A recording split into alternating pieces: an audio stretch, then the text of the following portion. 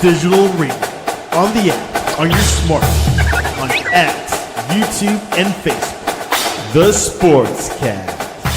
Expect the unexpected. The Donut Bag presented by The Sportscast.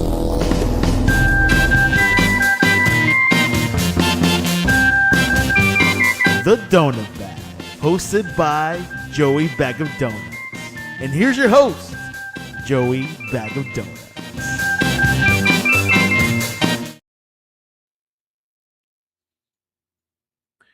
We are talking fantasy football. Is it? Okay, there's biannual and semi-annual. Because you're on 2 times a year with me. Is it semi-annual? Because biannual would be once every 2 years. Right. I think semi-annual, yeah. Semi-annual. So this is your this is semi-annual appearance on here. I have you on also in April to talk NFL draft. You are very into basically futures, studying, and you already have what do you call them, the Devy rankings, like the rankings for 2027. You do, draft boards and stuff for years into the future. You've been following some of these players, and now you follow them into fantasy football. You've been following some of these players for what, like 10 years now? Yeah, I actually do a lot with those Devy drafts. I'm in some leagues where we can draft them in high school. We can draft them earlier than that. So I drafted Peyton Manning's son, Marshall Manning, when he was in 7th grade. So he's going to be a 9th grader this year. So if he makes it to the NFL in 7 to 8 years, then I get him on a roster finally. So I mean, I'm watching high school film, college film, and then now working at Draft Sharks NFL film during the season. So it's a dream to get to watch football for a living, but it's every level. But do you have some player? It's like, wow, I remember when you were 17 years old, and now you're 25, and still it's weird to see their development. Yeah, it's crazy. I mean, so Jet Harrison, Marvin Harrison Jr.'s brother, is in the 2028 class. So I started watching him when he was in 8th grade. He's going to be an incoming freshman in 2028 going to Ohio State. But he's a player that when you watch him in 7th grade, you're like, okay, this is a future NFL player. This is a future NFL player. And you saw him in middle school. Yeah. They're a man among boys. There's not many, but there's a couple that you watch. And does that mean he's going to be a Hall of Famer or anything? No. But is he going to make the NFL? I would bet my life on it when I watched him in 7th grade. Like, he's going to play on Sundays. Well, hopefully he does better than his brother in the NFL. But when I was in is either in high school or just got out of high school, LeVar Arrington was a running back for North Hills High School, and they played. I went to Penn Trafford, and they played Penn Trafford, and he looked like literally twice the size of every other player on that team. He looked like, and he ran like a deer. Like, I have no idea why he didn't make it. Why he didn't just decide to be a running back in college and in the NFL. But he was just so superior to everyone else. It's like, clearly this guy is the chosen one. Clearly this guy is going to have a huge career in college and in the NFL, and he did. So yeah, you just know with some people. I don't think Arrington makes my list, but he probably was close, especially, like you said, getting to watch him up close and personal. But there's probably, I'd say, 6 to 10 players that I've watched in high school that I thought could go to the NFL, from high school to the NFL and start. And Adrian Peterson is probably number 1 on that list. Was like, he could go at 18 and you wouldn't be able to stop him. Right. Jeremiah Smith. That it's going to be a top 5 pick next year. Like, he coming out of high school, it's like, he could start for an NFL team, which is funny. Yeah, it's like why are you still in college, dude? Because of stupid rules. But he could easily he could have been in 2 years ago and been still number 1 pick in the NFL. So yeah, when all these, I mean, we hear about NFL teams tanking. It's like, oh, they're taking for a quarterback. You might be smart to tank for Jeremiah Smith. Yeah, I think there's some teams that your quarterback set, you're like, all right, I'm fine losing and just getting him, and you get the next Julio Jones, and you're pretty happy. Pretty much. So fantasy football this year, I keep seeing the strategy of take your running backs early, then take your wide receivers, wait on quarterback, wait on tight end. Is that a smart strategy? It's funny because I think if you look at the strategy, probably when you've had me on the past couple of years, we've talked about receivers early, being the thing, right? It's take those receivers early, they're a little safer, and running backs more volatile. And I think this year, the tiers of running backs are just, Jameer Gibbs and Bijan Robinson and Christian McCaffrey and Jonathan. They're so much above the next group that you feel like, okay, I gotta take one of these guys. Yeah, Draft Sharks, we're kind of leaning the other way. Not that if you get the first pick, you shouldn't take Jameer Gibbs. You probably should. But when you start to get in the middle of that first round, though, I want Jonathan Taylor or Puka Nakua or Jamar Chase. I think take that stud receiver in a stud offense that throws the ball a lot is just going to be, especially in PPR leagues where you're getting a point for every reception. I think receivers kind of similar, where like Puka and Chase and Jackson Smith and Jigba are much higher than, when you get down to the wide receiver twos of T Higgins or Garrett Wilson on the Jets. There's a lot of downside there. So I've certainly been taking receiver early in drafts when a lot of people are going running back. I got to do running back this year. I'll take a running back, at least one in the first 3 rounds for sure. I don't want to get caught without this year, but I do think it's giving maybe an advantage if you go receiver early. But it seems like a lot of people are going to do that. Oh, I'm going to take my running back first 2 rounds or something like that. So yeah, you're probably, if that's the case, I mean, and I think that's just a good strategy is, you got to see what's actually going on in whatever league you're in. You can't just stick with one, strategy. This is what I'm going to do. It's like, things change on the fly. And I think it's good advice for home leagues is if you've been in the same league with mostly the same people for so long, their tendencies. I mean, I'm in a home league of guys here in Pittsburgh, and I stink in the league. Like for some reason, I just can't win the home league. I'll win the high stakes, $500 FFPC league, but I can't beat, my buddies. We don't get any points for receptions. So if you don't take running backs early, like you're screwed. Yeah, they're gone. Yeah. Everyone goes super hard, super early, and so I know that. The first couple years I tried to. I'm just going to take receivers. I'm going to do the opposite. And it was terrible. Like, it was not a good way to go. So I think knowing your league and knowing their tendencies certainly can help with that. What about quarterbacks? It seems like Josh Allen usually goes super early, but I just keep seeing it doesn't matter. Almost doesn't matter what quarterbacks you take because there's so many that are going to be good. So it just pays the wait. Is that true? I've definitely found myself waiting on quarterback this year more so than the past couple. When I think we've just gotten smarter. If you go back 10 years, people didn't really understand that rushing quarterbacks were kind of a cheat code, and you could get Lamar Jackson much cheaper. Jane Daniels, even when he came out as a rookie, you could get pretty cheap. You can't get those guys cheap now. So I've certainly waited a little bit more and gone for Trevor Lawrence was the top scoring quarterback after his bye in the entire in all fantasy football. So I'll take a chance on that, even if he falls a little short of that. He's coming in like QB 10. I could be one of the last teams to take a quarterback. I can get him. Kyler Murray's been named the starter. He was a top 12 fantasy quarterback in points per game every single season up until last year, right? And everyone hates Kyler Murray. He sucks, but he's a great fantasy quarterback because he runs the ball and he has the best weapons he's ever had in his life with Justin Jefferson and Jordan Addison and TJ Hawkinson. So I'm just saying, if you want to wait and be the absolute last team to take a quarterback, you could probably take him and you'll be fine. Patrick Mahomes isn't going as a QB1. You could take him as your backup this year. Right, So right. like, why spend a premium? Why spend a second rounder on Josh Allen over a running back or receiver when I could probably piece together 2 quarterbacks that I feel confident can take me take me to a fantasy playoff. And if I could play matchups, I can still win the league. Okay, I might be the only person that is just hating on Kyler Murray. I just think he's No, lost it. there's a lot of people, right? I just have no faith in him.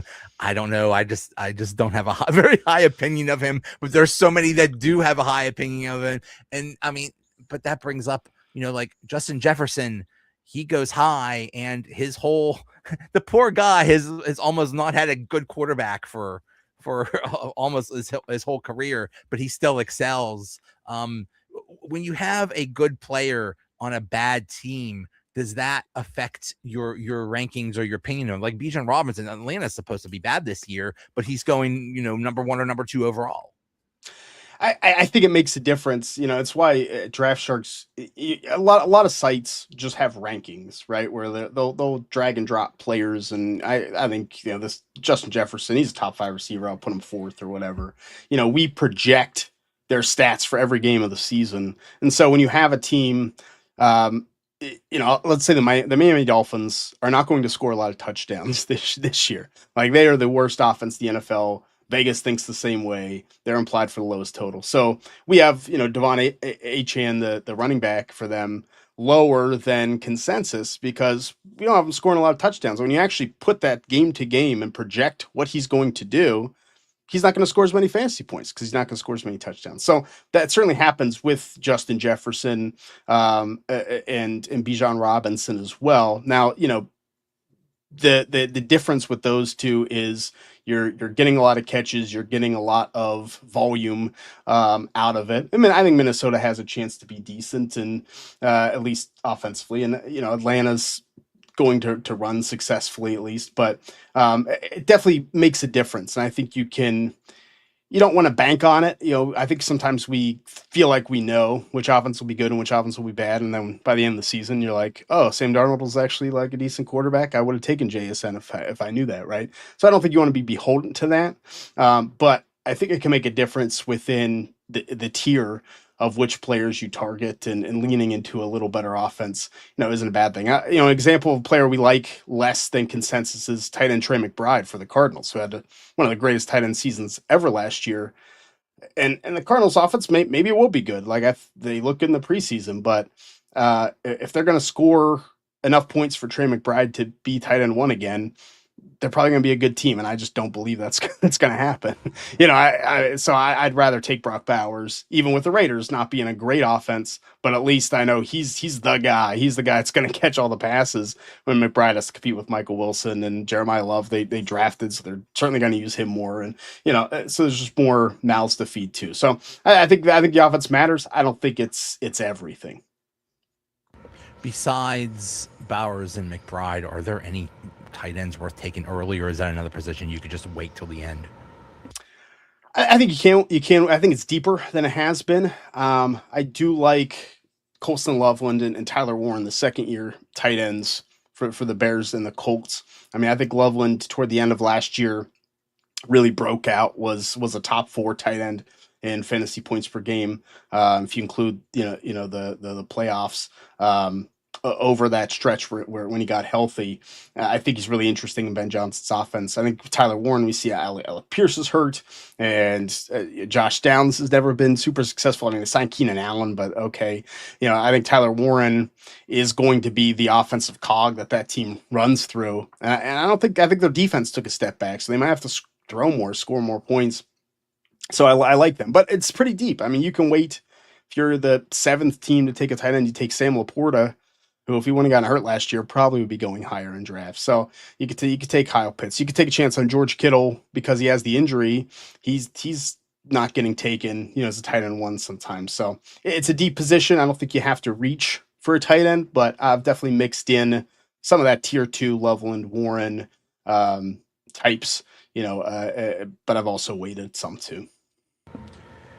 When you see news about somebody being hurt right now, does that affect your rankings? I know, or maybe it's just a case by case basis, but you see somebody's like, oh, they're not practicing or whatever. It's like, okay, does that mean they're just being precautious and they're just going to hold them out till the regular season, or is this going to be a lingering thing? Or, I mean, does that affect your, like, what you think of a player when you draft them?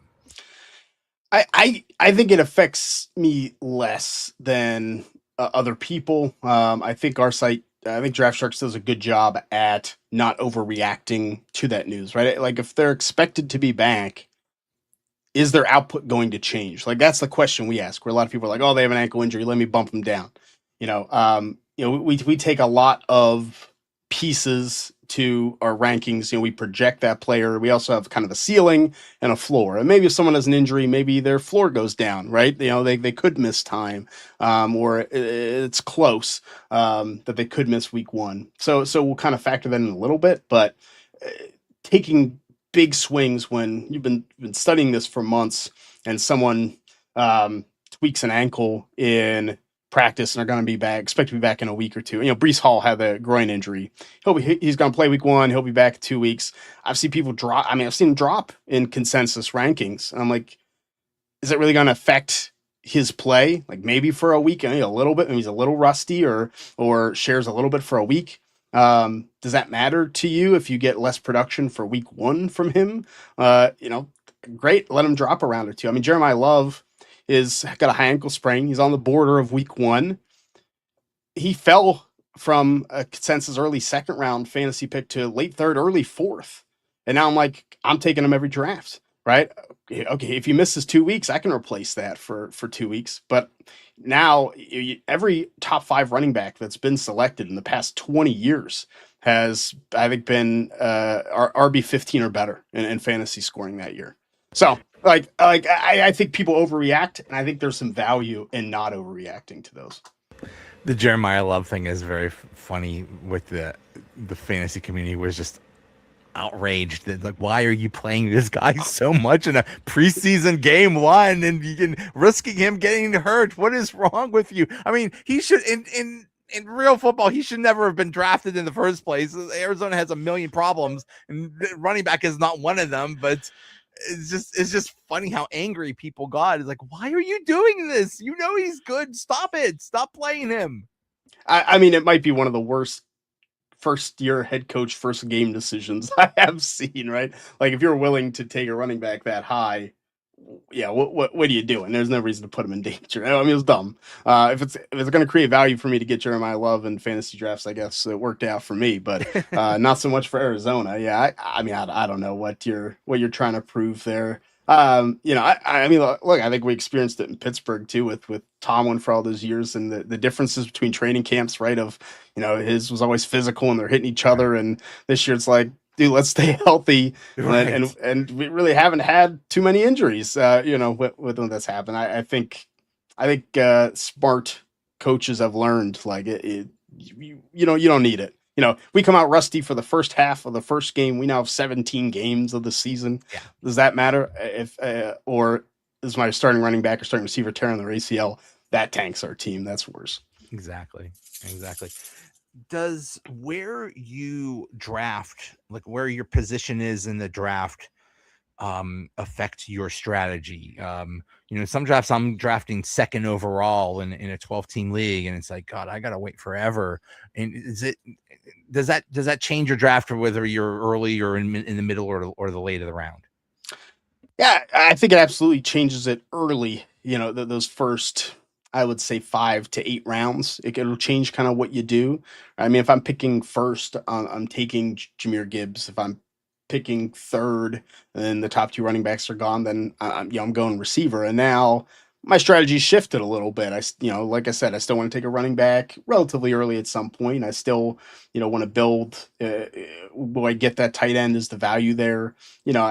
I've always found I'm picking closer to the turn 1, 2, 3 or 10, 11, 12. If you're in a 12-team league, I find I can not worry about ADP as much, not worry about where guys are getting drafted, because it's going to take 2 rounds for anyone to come back. Like I can reach a little bit for my guys. If I'm in the middle of the round, well, we like Christian Watson a lot, for example. And, if I'm picking 2 like you are, I might take him, a round or round and a half early because I like him and he's not coming back. But if I'm picking 6th, maybe I'll wait and take the chance. Maybe I don't get him, but if he comes back now, I just got really good value. So I think it can affect the way that you draft. We have a couple good articles, whether you're in a 10-team league or 12-team league on Draft Sharks, of the best draft position. If we've had some people write into leagues where like you get to pick if your draft position, or they have different ways than their home league that you get to be assigned picks. So you can actually see, we ran simulations of every pick with our projections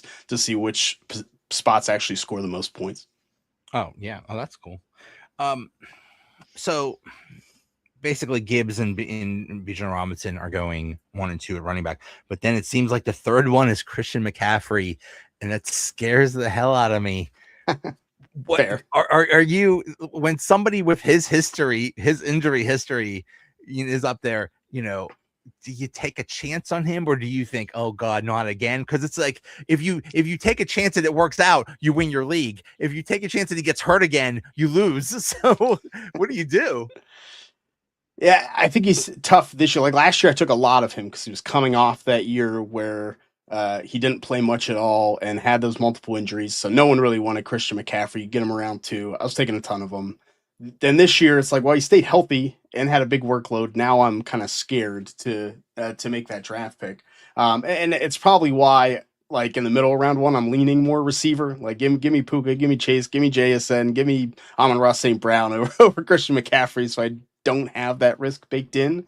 But if he falls to late round 1, I mean, I'm in, because like you said, if he hits, then you win the league. And look, if I get 10 games of healthy Christian McCaffrey scoring me 20 points a game, leading fantasy scoring, okay, like that's good enough for me. I will build my running back depth accordingly to make up for that, those missed games. All I got to do is make the playoffs, and if McCaffrey's healthy for the fantasy playoffs, then we're good. And that's really the goal for me. So I'm more willing to take some of those risks. But McCaffrey, and I'd say even Kenneth Walker, for the Chiefs, last year was his first year of being fully healthy. I mean, even Jonathan Taylor has struggled to stay healthy more than we think, and has had 2 healthy seasons. And it's like, it kind of feels due, but I think a lot of that's just heuristics of us feeling like it should happen.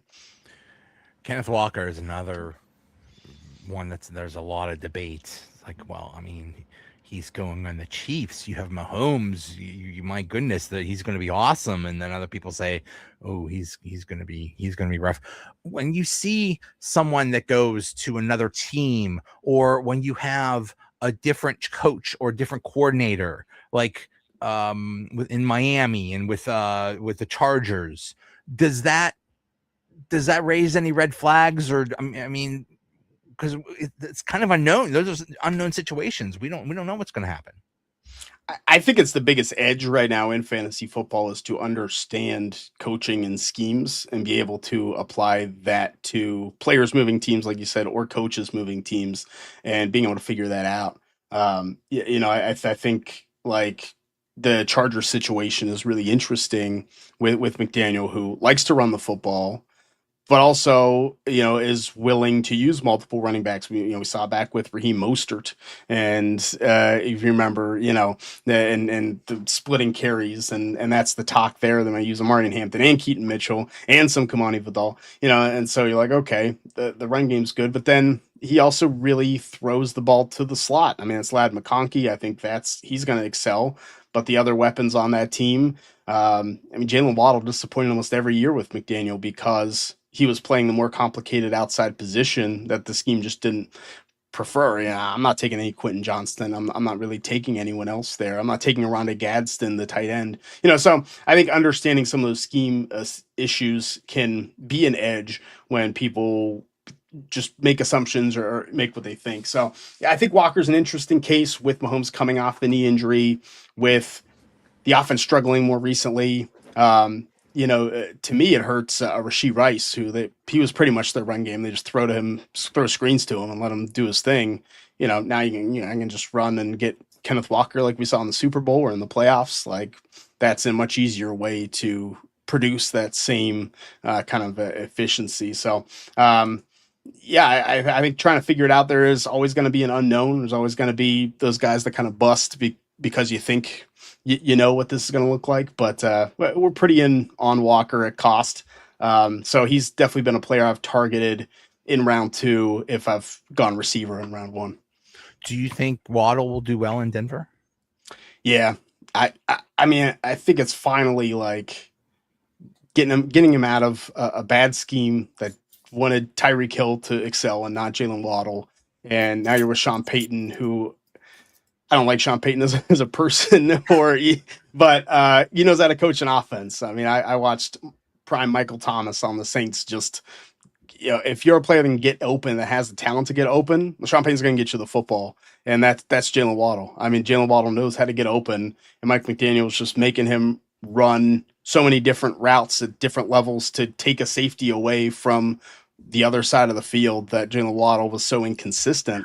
I have an article on the website from 2 years ago of like, why is Jalen Waddle not producing? And I mean, I have clips of the film of him, like just running routes to pull coverage away. And like, I don't think it's going to happen in Denver. I think you have Sean Payton's going to want to put Jalen Waddle in a position to get him the football because he's the most dynamic player on the field. So we are certainly in on Jalen Waddle this year, and was I have a lot of him, and if you use Draft Sharks, you'll have a lot of them too.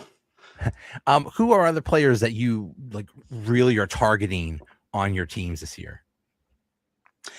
Yeah, I mean, I kind of like this kind of like fifth tier of receiver. I mentioned Christian Watson on the Packers. You have Romeo Doubs and Dontavian Wicks gone. The competition for targets for the Packers is Matthew Golden, who I looked like a bust to me last year for 90% of the year. Jaden Reed, who couldn't stay healthy, who's kind of slot only type player, and Tucker Kraft, who I think is a really good tight end, and tight end I've targeted too. But Watson is one of those players who fantasy guys are like, no, I've had him. He got hurt. He gets hurt every year. He never plays. Right? Like, I don't want him. And again, those are the guys I want. Like, give me the discount on the player who was wide receiver 16 in points per game in the games that he played last year, coming off of a major knee injury, still performed that way, and on a run first team. So I'll take that. Like, so I like him. I like, Jacksonville's, I mentioned I like Trevor Lawrence, but the receiver situation is really interesting. And I really like former Penn State receiver Parker Washington. Excelled when he was finally given that slot role. And we've seen in camp, Travis Hunter, who thought would be in that role, is playing almost exclusively defense in training camp. So that opens it up for Parker Washington to be a full-time player. We've seen him in this scheme excel. And I think it's an offense that's on the rise. So he's definitely a player that I have more of than I thought. And another guy that kind of a later running back that I like to grab. It's not sexy, it's not fun, but it's Ramondre Stevenson for the Patriots.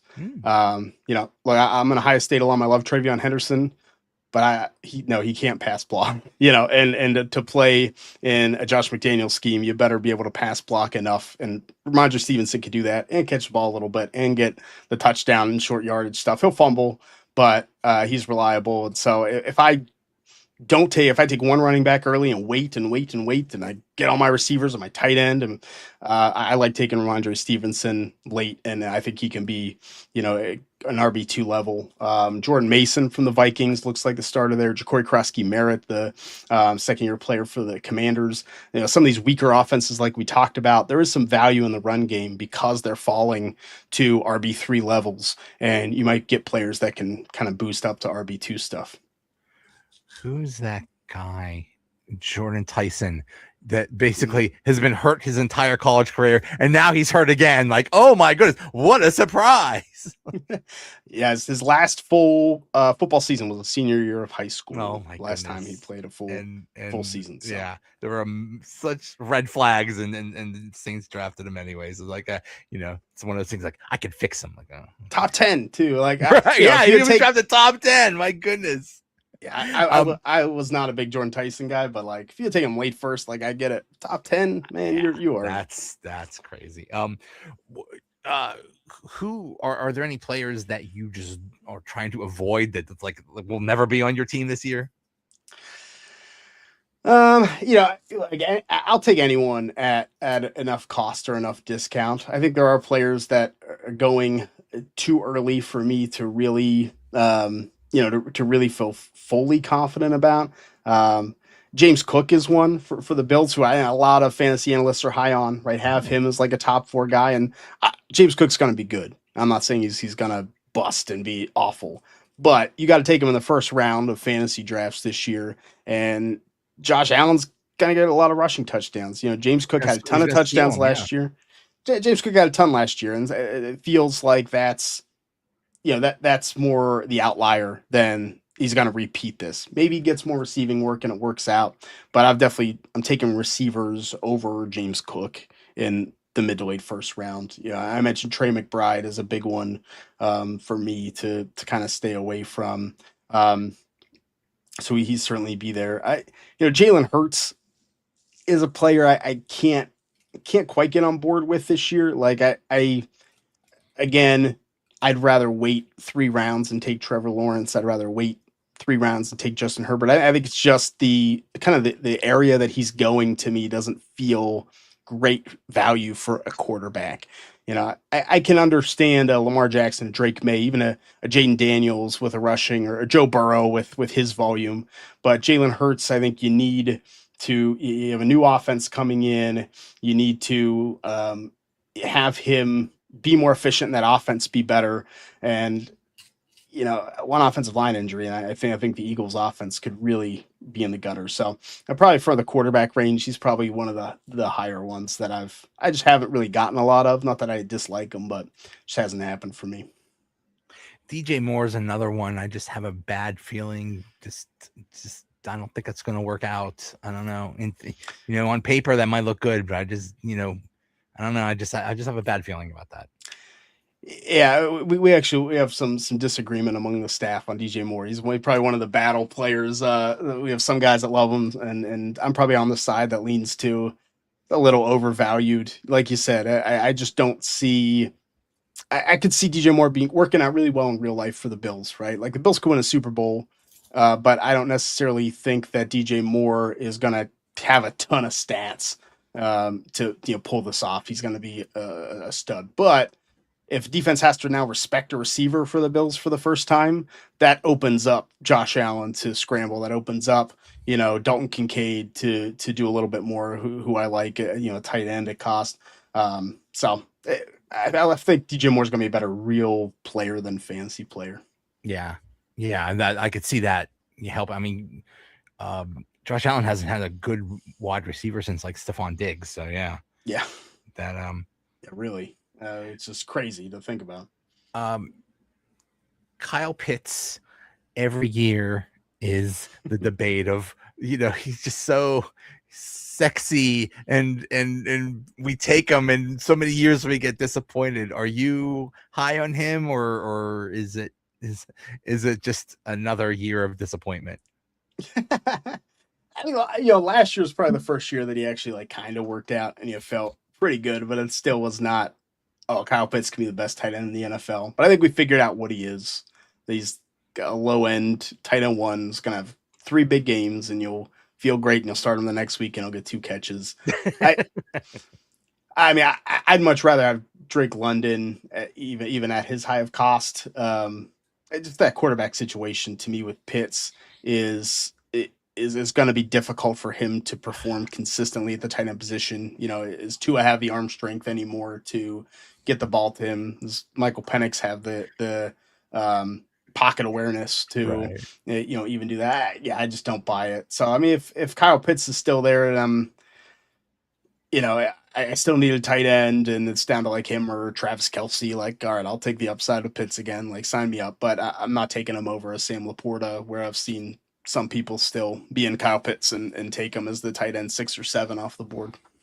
Do preseason games give a lot of information about how players are going to be used, or how players are going to do? I mean, you look at Atlanta, that first preseason game, and Tua couldn't throw the damn ball, so that's very scary. That makes you but you look at things like that, or just say, oh, they're just they're just practicing, or it's just exhibition?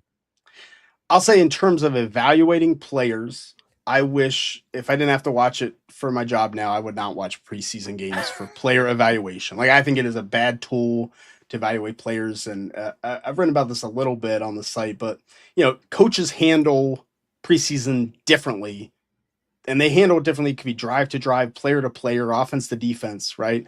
I mean, let's use the Steelers, right? With Drew Aller and his success in that first game, Carson Beck in the car, whoever, rookie quarterback. I mean, there are coaches that will put on these rookie quarterbacks the full playbook, the full thing. Here you go, throw you in the deep end, and we don't expect you to look great, but I want to see what you can do. And then there are coaches that will, and I think Kenny Pickett got this in his first preseason game, right, which was excellent. We're just going to give you a little bit of stuff you do well to build some confidence, and it's going to look good. And so I don't think you can look at the stats or even look at how a player plays and say, oh, I know this guy's going to be good or not. What I do think the preseason is good for in fantasy, and Jared Smoller, our lead analyst, does an article every week in the preseason with this, is usage. Jackson Dart was, started for the Giants. Well, what running back was on the field with him the most? Cam Scatterbo had 5 snaps. Tyron Tracy had 7. Devin Singletary had 4. Are they going to use 3 running backs, right? Like that makes more sense if we're trying to implement a starting offense. Who's on the field? What running backs are on the field with the starting quarterback? What receivers are on the field when there's two receiver sets versus 3 receiver sets? We can get more ideas of role instead of let me look at the stats and see who looks good. I think that's where people evaluate the preseason wrong. Yeah. Do you think any Steelers will be relevant in fantasy? Yeah, I think a lot for the first time in a little bit. Now, are any going to be top of their position and we're going to look back and be like, wow, that's juggernaut Steelers offense? No, but are they going to be? I think the Steelers are values almost across the board in fantasy because they're all going so late because people are scared away about the offense, or we've seen Mike McCarthy offenses work really well. They're good players. Like I think Michael Pittman is a really good player, and you can get him as a bench wide receiver at this point. To me, that's well worth the risk to take someone like him that late. I love it. In deeper leagues, I mean, shallow leagues, I don't even need to take him. He'll be on the waiver wire. But Pat Freiermuth isn't even getting drafted, And I mean, we saw last year when he actually was used how good he was. I think he's going to have a big year. Yeah, that'll be fun. Do you do auction drafts? I do. Yeah, I did one at the Fantasy Football Expo. I was in the Kings Classic at the Pro Football Hall of Fame. So I actually did. So the Kings Classic, we do a regular snake draft, 14 analysts. So it's with Nate Jenke from PFF and guys from around the industry in the league. And so we do a snake draft, and then we take a break. Then we do a 14-team auction, and they do it with a live auctioneer. We have the 10th ranked auctioneer in the world leading the auction. Now, let me tell you, it was an experience to actually have How to. Cool is that? 14 to 15 to 15 minutes. Is that like that? Exactly. And so I definitely may have won Travis Kelce not knowing I was in the lead for him at the time. But but I learned quickly. So I do some auctions, and that was my first live auction in person. It was super fun. I love auctions so much. My strategy is always stars and scrubs. Get your starting lineup, pay extra for it's usually you get a lot better players than just a regular draft, and then just whatever dollar players or whatever. But it's get your stars and let them carry you. Yeah, I mean, I really like auction because you can find the tier of players that you like, and now I can take 2 receivers out of that tier. When in a snake, I can only get 1 because they're all going to be gone the next time around. So, I mean, I think our general idea is stars and scrubs. Get a stud or 2 and build the rest of your lineup. I really like getting kind of that 3rd tier receiver. Okay, I don't need Jamar Chase or JSM, but give me Drake London and AJ Brown. Give me Drake London and Nico Collins on my team, which I can never do in a snake draft.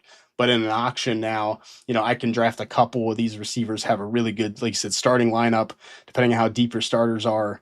It is a lot more fair ultimately. How about guillotine leagues? I guess Yahoo's calling them Death League or something this year. But did you ever do those?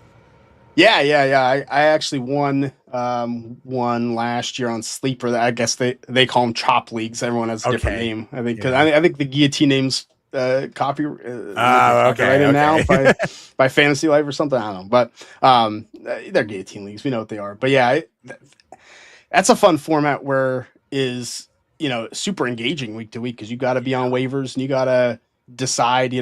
I definitely. We have some disagreements within the staff of how to operate. Like I like taking risks in guillotine leagues because the waiver wire is going to be good enough. I just have to not get last, right? You like just have to survive. That's right. yeah. So I can get 15th for the first 2 weeks. I don't care, right? Yeah. And I can build my team. But if so like last year, Christian Watson, I took a ton. He was out for 6 weeks. In guillotine leagues, no one would touch him, right? Because that's not helping me. But I stashed him on my bench. I don't, maybe I get less points for a couple weeks, but when he came back, now I won the league with him. And so I think it's there's so many different strategies that can work. You just have to survive. And I like to not spend on waivers for first couple weeks. I try not to. Okay. And if I feel like I can sustain, it's risky. But Yeah. to me, if I get out week 2 or I get out week 16, it's the same. So I'm trying to win the league. And so to me, I'm like, I'm not going to spend for the first 4 or 5 weeks. I'll squeak by. And then I have the most money in the league now.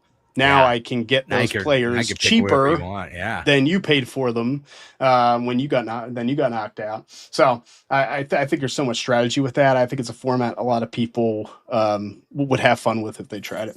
It's so much fun. I did it for the first time last year, and it's just so cool when it's like all these are all these awesome players are available, and it's like, oh, and then you gotta spend on them and stuff. It's just such a cool format. So draftsharks.com, it kind of looks like you could do everything to prepare for the draft. That's our goal. We have the resources for you to do whatever level you want. So if you're someone that, oh crap, you're listening to the show and you're like, oh, I forgot, I have a fantasy football draft coming up next week. You can sign up for an account. You get unlimited leagues, as many leagues you're in. You can add to the site. We sync with every major league source, so it reads your scoring, it reads the players, and we have a draft war room. So as you draft, you just have that open. And it'll update automatically as it goes and tell you. So it syncs with the league as you're drafting, and it tells you, okay, these are the best players available right now that for when you draft. Right, and it reads what your opponents have, what they might take next round. It has every player. What's the percentage chance they'll be there next round? 43% or 82%. We take ADP into account in terms of the suggestions. It takes all your exact scoring into account. How many your starters, how deep your league is, right? Like all those things are taken into account and uses our projections to get you the best team. So we ran the numbers. People that used it were 51% more likely to make the fantasy playoffs than the average fantasy football player last year. So it works. We have a mock draft trainer. If you want to do you can do unlimited mock drafts, as many as you want. You sync your league. It has your league settings and everything in there. You can use our mock draft trainer and just keep trying different strategies beforehand. Try it out. Which is a ton of fun to do and just kind of pass some time and try some different strategies and all that. We do auction, we do dynasty, we do every type of league syncs up with us. So keepers, if you have keepers in your league, you want to know who to keep. We have a keeper tool for that. So it's worth it right now. I think you could sign up for like $6 and covers all your drafts. Oh wow, interesting. How can people find you and follow your work? Yeah, go to draftsharks.com, or you can search Shane Hallam and you can check out some of my articles. Some of the things I have up. We have draft guides, draft strategy guides going. Whatever pick you have in your draft, going round by round of like who you should take. I have some of those up. I do, like you said, I do a lot of future rookie stuff, Devy stuff, if you're into that as well. But looking forward to getting this year started. And then during the season, I do a film article every week. So I actually watch the games, put film in the article, and tell you maybe who had a big fantasy week, but they're actually not very good. And so something you can make trades based on that. Awesome. Hey, thanks so much. No, thanks for having me, Joey. Appreciate it. All right, I'll see you.